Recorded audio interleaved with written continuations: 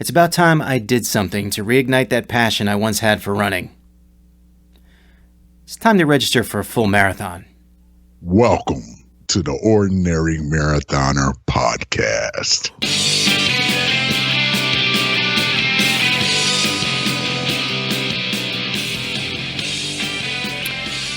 Hello and welcome to the Ordinary Marathoner Podcast. My name is Coach Scott. I'll be your host today. Yes, we're going to talk a little bit about that love-hate relationship that we all sort of have with our favorite sport of running. That'll be sort of the theme for today's podcast, but I do have a couple things I wanted to mention at the top of the show. Number one, I want to thank everyone who reached out to me with some type of list or just some comments or whatever however you got in touch with me. We talked about it on the last podcast about packing and being ready when you travel for races. I talked specifically about how when I was packing for Muscle Man, I realized how complacent I was being, just sort of throwing things on the floor and finding things. And I didn't have a list. I normally kind of start packing a week in advance, and I can feel myself growing complacent when it comes to packing for traveling for a race, a big race like a 70.3. And where you might forget something like Band-Aids or socks or something that might not be detrimental that you can just buy at wherever you're going. That might happen today, but then the next day, maybe next time you forget something more important like a bike helmet or a wetsuit or, something where if you don't realize it's gone and you wake up on race morning, it could cost you your race. It could cost you even showing up at that starting line. And, so I kind of put out the call. We're going to do something on our teamordinary.com page. We'll post something, some sort of comprehensive list of things that you can bring to races or you should bring to races. So that, next time you're going out to a race, if you want to print that off as you pack and check it off. That way we make sure that nobody's showing up on race day missing something that they desperately need in order to be able to complete their race on that day. You don't want something like that, complacency and forgetfulness, to get in the way of what could potentially be a really big goal, a personal goal for yourself. So I do want to thank everyone. We had, I want to say, like 2 or 3 lists and probably like 4 or 5 additional comments of people kind of giving hints of what they bring with themselves when it comes to traveling for races. So thank you for that. And again, we're taking more of those. If you guys are out there and you have those lists, send them on over. We'd love to kind of take a look and just compare and contrast and see what you guys bring, so that nobody else, hey, maybe it's a good idea for somebody else. Who knows? I removed my Ironman Muscle Man bracelet. I had this on. This is the shortest lived bracelet in my Ironman, my triathlon history. This stayed on for about a week. And then I actually went to go pick up my daughter to take her to bed the other day, and it scraped her leg. And she screamed and cried, and it had to come off. So I'm sad. I still have here my Chattanooga bracelet too. So I have Chattanooga. Maybe I'll just keep a little collection going on over here.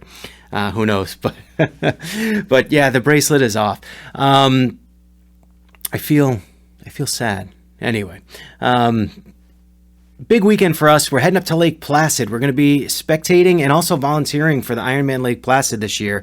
This is a really special race for me and my family. We've been going up there since 2017, almost every year except for the pandemic year. I love racing it. I love volunteering for it. I love being a part of it. And, especially this year for me, going up there and really kind of, just embracing race weekend up there and just being a part of it. It's going to be so great. The experience will be awesome. It's just going to sort of fuel the fire going forward, as I know I'm going to be participating in next year's race. So, that's one that we've been talking about it for the last few weeks, and it's really kind of my A goal moving forward. It could potentially be, probably be my last full Ironman ever. And I really just want to give it everything that I got. So going up there and being a part of it is going to be something special. It's going to kind of be a nice little motivator, provide some inspiration for training going forward. At least in the short term, it'll certainly kind of feed the fire there, and really kind of, when I get home, it's 1 year until I will be taking the starting line at Ironman Lake Placid, and I'm really looking forward to it. And the next year is going to be it's going to be amazing. So what a great way to kind of just a great kind of spot to mark the time and move forward. Now, I think when I stopped for a moment to look at what I needed to do and where the appropriate place was to start attacking training when I come back from Lake Placid this week, or really next week, was that I had to look for the biggest hole in my game. What's the biggest spot where I have been just suffering over the past few years? And, overall, probably my bike time has been pretty bad. My swim time has been excellent. My bike time has been bad, but it's always been improving. I've been really working super hard on it. My intentions of losing, 20 to 40 pounds, anywhere between that over the next year, is only going to make me faster on the bike. And I'm confident that will be there. Really, the detriment for me over the last really kind of 2 years has been the run. And if I listen closely, I can hear Erin Shepard laughing at me right now. She's just listening to the podcast, laughing. And, sort of an I told you so laugh, or we knew this was coming, your day of reckoning. And it is here. It is here. Running is the weak part of my game. I use running. I used it to sort of launch myself into triathlon. I loved it when I started, and I loved the first few marathons I did. And I even loved it into my first opening kind of training into triathlon. But somewhere along the way, I lost my passion for running. And I've been struggling ever since to get it back. Just struggling ever since. And recently I've been trying to kind of ignite it. I've been trying to stay more active aside from just kind of putting it on the calendar, like you're going to do this, you're going to do that, you're going to do that. I've been trying to mix things up and trying to force myself to run outside more because we talked about that a few weeks ago. Running on the treadmill all the time is not appropriate for big race training. You have to kind of, at minimal, you have to mix it up. You have to do some indoor, some outdoor. You have to mix and match.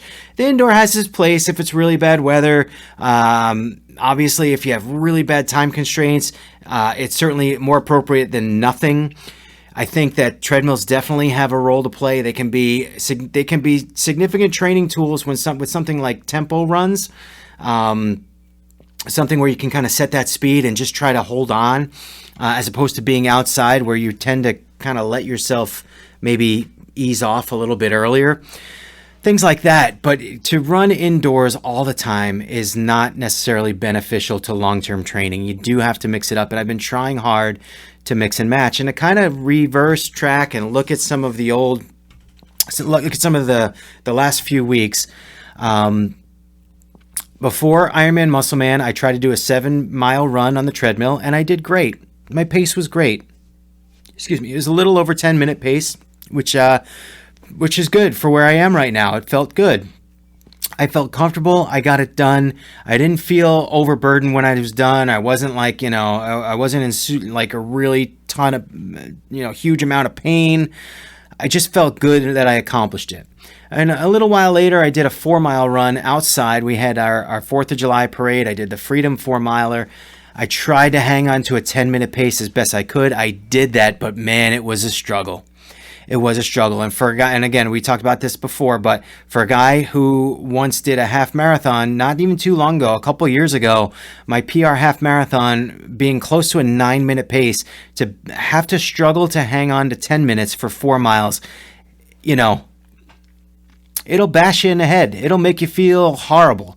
And when we're trying to kind of reignite that passion, it's that horrible feeling that sometimes make you think, oh, why am I doing this? I don't really want to do that. And it weighs down on you. Then we had Ironman Muscle Man. And look, this is a half marathon, but it's placed out, after a long bike and a swim. And I take a very conservative approach to it. Even with the conservative approach, I was in pain. I struggled. I think my half marathon time there was 2 hours and 54 minutes. It was hard.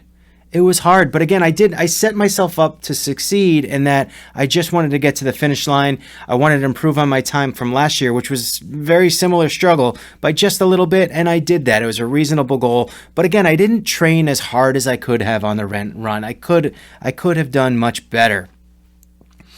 And, I took last week didn't take it super easy, but I did take it easy to a certain degree. Recovery week after the Ironman Muscle Man, I'm not really, I'm not looking to overwork myself. I did push myself a little bit on my Wednesday bike, and on my I did an hour and a half ride on Saturday. I pushed myself a little bit on that one as well. So I got to Sunday, and Sunday I was like, all right, long run day. Now where am I? What do I need to do? What would be a comfortable distance for me on long run day? And I thought about it, and I thought, all right, I'm still coming out of recovery from the half marathon and from the 70.3. Let's just ease into this a little bit. You did 4-mile race July 4th. You did it at a 10-minute pace. So let's just do another mile. We'll do 5 miles, which is a convenient run for me. I go outside, I walk up my hill as a warm up, and then I start running. I run down my trail and back, and when I get back, it's right around 5 miles. It's the perfect just the perfect distance for me. Now, again, I haven't been running outside. I haven't been practicing running outside. I haven't developed a routine, right? In the past, we've talked about the importance of routine. I haven't developed that. I just kind of woke up regular on Sunday morning and milled about the house until it was time to go. And I just decided I didn't think about nutrition. I thought a little bit about hydration. It was hot out, and I left probably about 11 to 11:30 in the morning. And it was about 87 degrees and a ton of sun. The sun just baking down, clear sky, sunny, brutally hot, just brutally hot. I walked up the hill and started running. Again, the goal was 5 miles. And I started struggling a little bit after a mile. I just, and I don't know, you could call it some residual fatigue from Muscle Man and from biking over the week. And you can call it not being prepared to run outside. You can call it the weather being very hot. I was right at midday. It was really, really hot. Haven't really dealt with that. I surely wasn't in great nutrition or in a great state of good nutrition and hydration. I just got to a mile. I felt awful. I struggled. I pushed myself to get to the sort of 2.25 mile mark, which is the turnaround. I turned around. I started coming back, and I figured, all right, now that I'm going back, it'll just reel me in, because now, when you're on your way home, at least you're on your way home. And so if you run, the faster you run, the faster you get home, right? It feels like you're heading that way.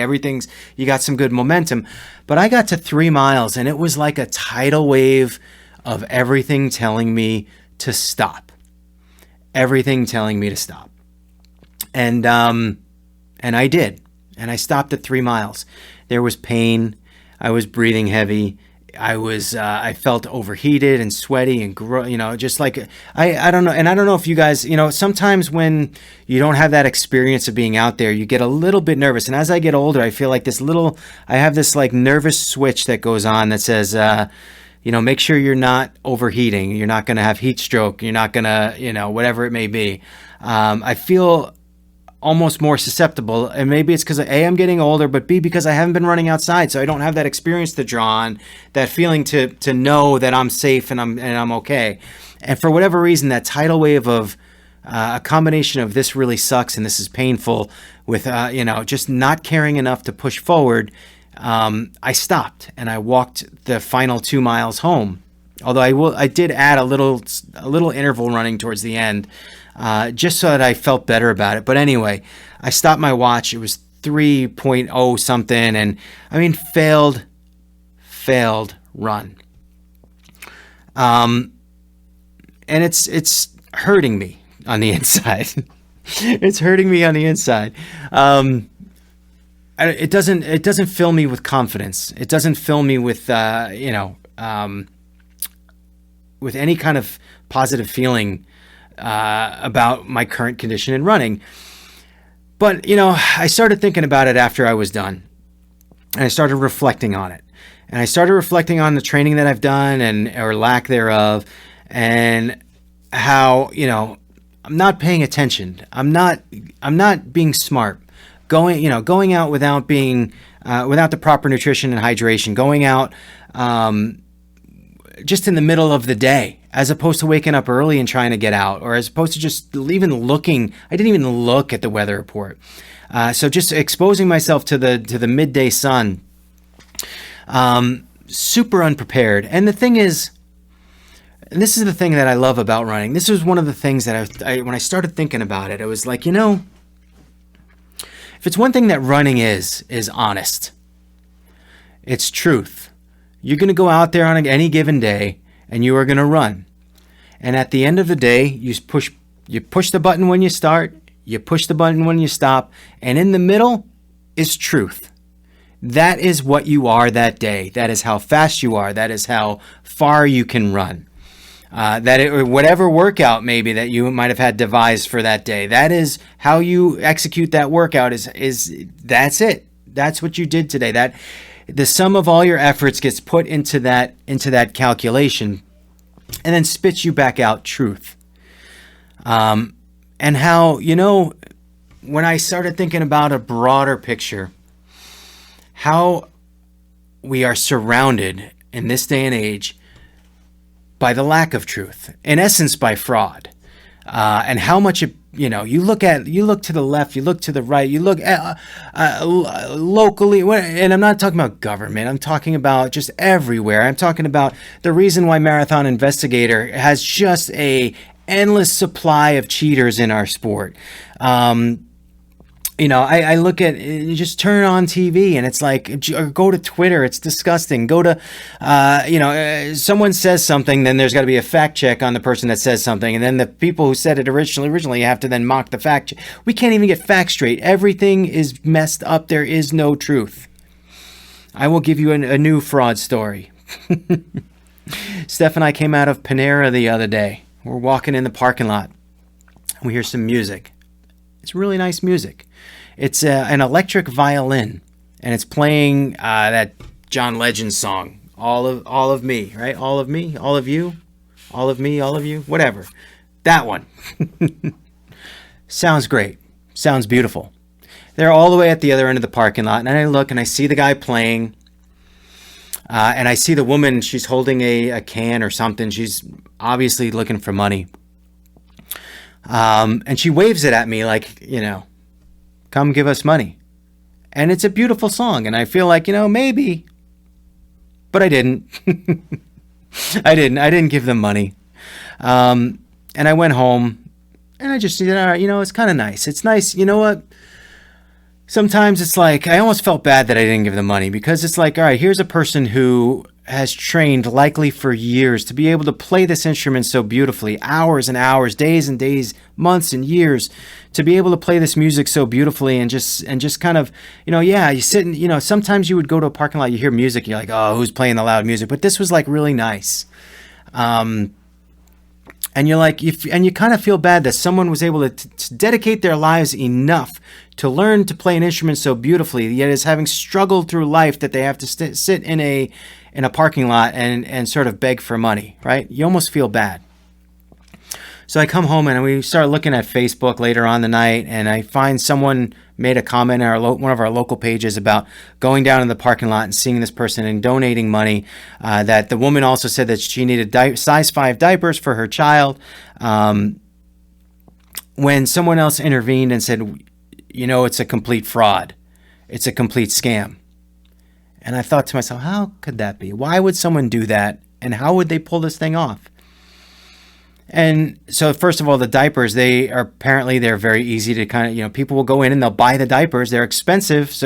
And then at the end of the day, they'll take whatever boxes of diapers they have and they'll go return them and get their money back. But how did you know it was a fraud? And was the question. And number one, the answer was that they had been in other places and people knew. But one guy said he went over to give the guy money. And he went to give it to the violinist, and he stopped. When the guy went to reach out and grab the money, the music continued to play. The music was a recording. He wasn't playing anything. Subsequently, there was a music teacher that came in the chat and said, I watched them playing. There's no way he's actually playing the music that's coming out. So basically, the guy has a recording. He plays it loud, and he holds a violin, and he makes it look like he's done the work to become an expert, and he's not.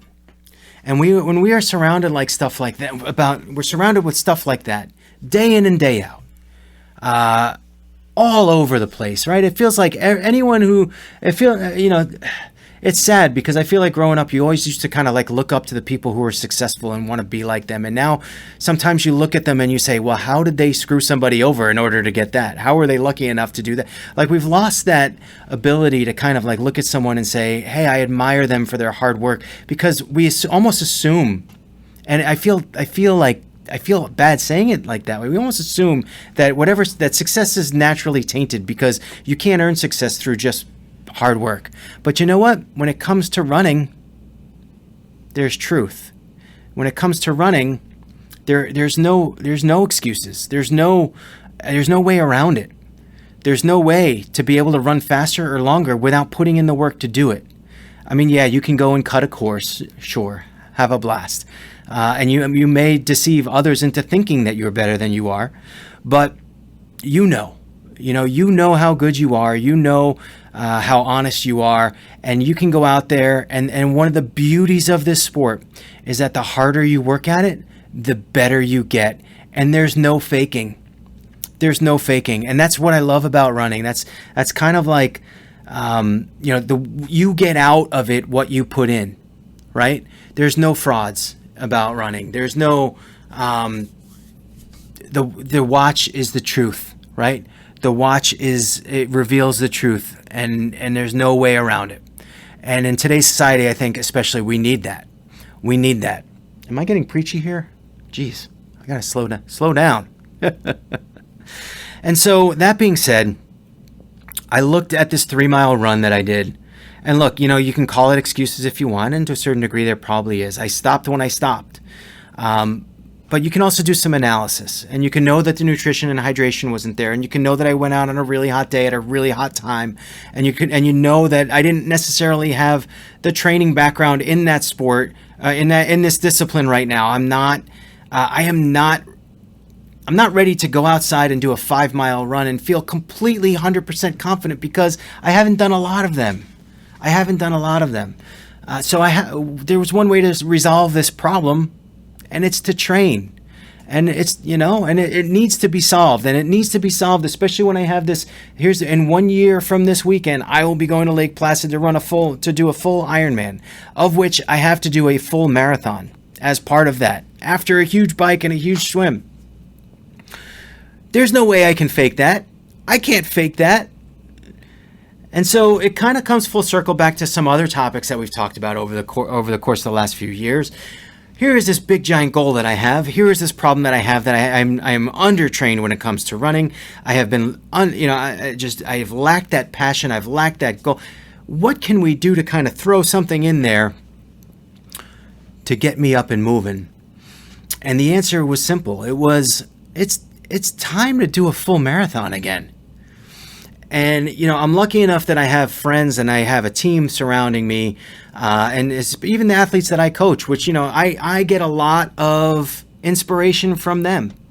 But here was this race, the St. Jude Memphis Marathon in early December. Here is this race that one of my clients wanted to do. And then once she registered for it, then another one said, hey, maybe I'll meet you there. And then another said, maybe I'll meet you there. And next thing I know, there's 3 or 4 people going, which means now I have to go, because I like to go to races where I see multiple clients racing at the same time. So now I have to go. Now, not only do I have to go, but I got to run this thing. I got to do this thing, and I have to train for it, and I have to train for it properly. And I would think about the big goal of doing the Ironman at the end of a year. What better way to put myself in a spot to succeed than to be able to effectively run a solid full marathon in early December of this year? Just heading into the winter, just kind of ramping into that winter phase. And I can think of nothing better than to throw that medium-term goal of completing a full marathon in December in a good way, training for it hard, in a solid fashion, and going after it and getting that big race done and setting myself up for success for Ironman Lake Placid in 2023. It just seems like a perfect medium-term goal, and we're going to go after it, and we're going to do it. And I tell you, it was hardly even a difficult decision, because having so much fun as we did in Chattanooga with all the Team Ordinary folks that went to Chattanooga, and then seeing some more Team Ordinary folks when we went to Muscle Man. These races are fun, and they're great to participate in. They're great to see the people who we train with, who we talk to in the group, who I coach on many occasions, on many circumstances. I love this. And this experience is going to be wonderful. It's going to be great. So, I encourage you, if you listen to the podcast, or if you're in the area, if you're thinking about training, come train with us. We're going to do, I think what we're going to try to do is put together a series of Zoom calls over the next, 16 weeks, doing a training program where we check in every 2 weeks, make sure you guys are on the right path, make sure that we are doing things the right way to get where we need to be, so that when we take that starting line in Memphis, we are ready to go and ready to succeed. The watch doesn't lie.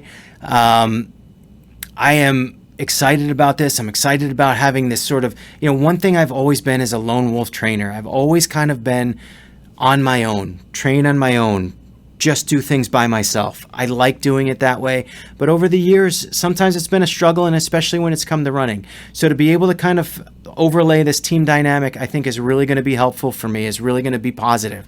I love this idea of a big medium-term goal. This is what needs to happen. If you're interested in some information, we're going to be posting some stuff on the webpage, on the Facebook page especially. But join us in Memphis if you're local, or if you want to travel, or just train with us. If you think, hey, maybe I don't know if I can travel to Memphis. Maybe there's a marathon local to me, or maybe you don't even want to run a race. Maybe you just want to be involved in the training. We're going to have something out there in the next few weeks. Keep your eyes open. And I'm hopeful. I'm very hopeful that sort of reignites the passion for me when it comes to running.